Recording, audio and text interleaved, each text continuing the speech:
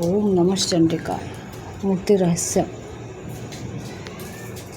ऋषि कहते हैं, राजन, नंद नाम की देवी जो नंद से उत्पन्न होने वाली है, उनकी यदि भक्तिपूर्वक स्तुति और पूजा की जाए तो वे तीनों लोगों को उपासक के अधीन कर देती है।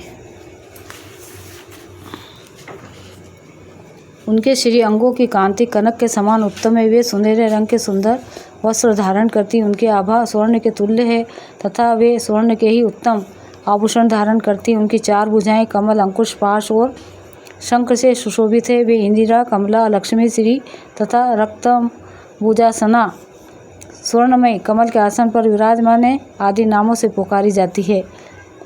निष्पाप नरेश, पहले मैंने रक्तदंतिका का नाम से जिन देवी का परिचय दिया है, अब उनके स्वरूप का वर्णन करूँगा, सुनो।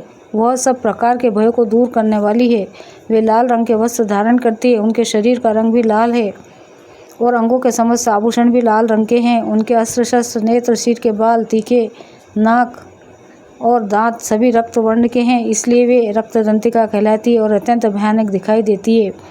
जैसे स्त्री पति के प्रति अनुराग रखती, इसी प्रकार देवी अपने भक्त पर माता की भांति स्नेह रखते हुए उनकी सेवा करती है।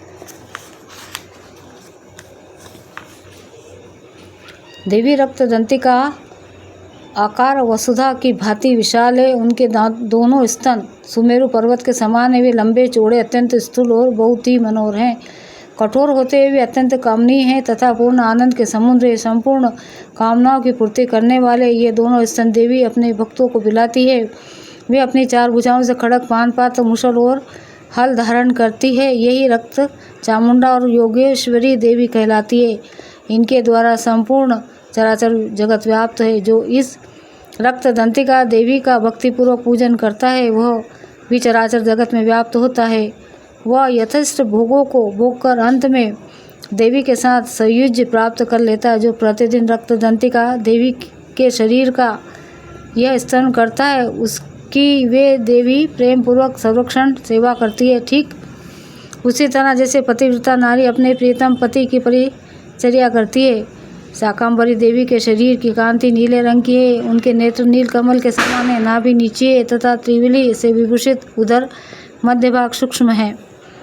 उनके दोनों स्तन अत्यंत कठोर, सब ओर से बराबर ऊंचे और गोल, स्थूल तथा परस्पर सटे हुए हैं। परमेश्वरी कमल में निवास करने वाली और हाथों में बाणों से भरी मुष्टि कमल शाक समूह तथा प्रकाशमान धनुष धारण करती है। वह शाक समूह अत्यंत मनवांछित रसों से युक्त तथा सुधा, तृष्णा और मृत्यु के भय को नष्ट करने वाला तथा फूल, पल्लव, मूल आदि एवं फलों से संपन्न है। वे ही शाकंभरी, शताक्षी तथा दुर्गा कही गई है। वे शोक से रहित, दुष्ट को दमन करने वाली तथा पाप और विपत्ति को शांत करने वाली है। उमा, गौरी, सती, चंडी, कालिका और पार्वती भी वे ही है। जो मनुष्य शाकंभरी देवी की स्तुति, ध्यान, जप, पूजा और वंदन करता है, वह शीघ्र ही अन्न, पाप एवं अमृत रूप अक्षय फल का भागी होता है। भीमा देवी का वर्ण भी नील है। उनकी दाढ़ें और दांत चमकते रहते हैं। उनके नेत्र बड़े बड़े हैं। स्वरूप स्त्री का है। स्तन गोल गोल और दुस्थूल हैं। वे अपने हाथों में चंद्रहास नामक खड़ग, डमरू, मस्तक और पान पात्र धारण करती है। वे ही एक वीरा, कालरात्रि तथा कामदा कहलाती है और इन नामों से प्रशंसित होती है। भ्रमरी देवी की कांति विचित्र अनेक रंग की है। वे अपने तेजोमंडल के कारण दुर्धर्ष दिखाई देती हैं। उनका अंगराग भी अनेक रंग का है तथा वे चित्र विचित्र आभूषणों से विभूषित है। चित्र, भ्रमर, पाणी और महामरी आदि नामों से उनकी महिमा का गान किया जाता है। राजन, इस प्रकार जगन्माता चंडिका देवी की ये मूर्तियाँ बतलाई गई है, जो कीर्तन करने पर कामधेनु के समान संपूर्ण कामनाओं को पूर्ण करती है। यह परम गोपनीय रहस्य है। इसे तुम्हें दूसरे किसी को नहीं बतलाना चाहिए। दिव्य मूर्तियों का यह आख्यान मनोवांछित फल देने वाला है, इसलिए तुम पूर्ण प्रयत्न करके तुम निरंतर देवी के जप आराधन में लग रहो।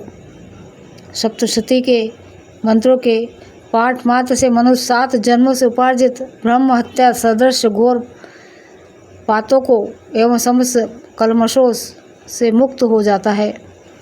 इसलिए मैंने पूर्ण प्रयत्न करके देवी के गोपनीय से भी अत्यंत गोपनीय ध्यान का वर्णन किया है, जो सब प्रकार से मनवांछित फलों को देने वाला है।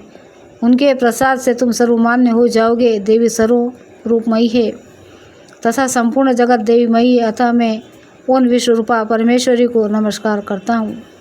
ओम नमः चंडिका।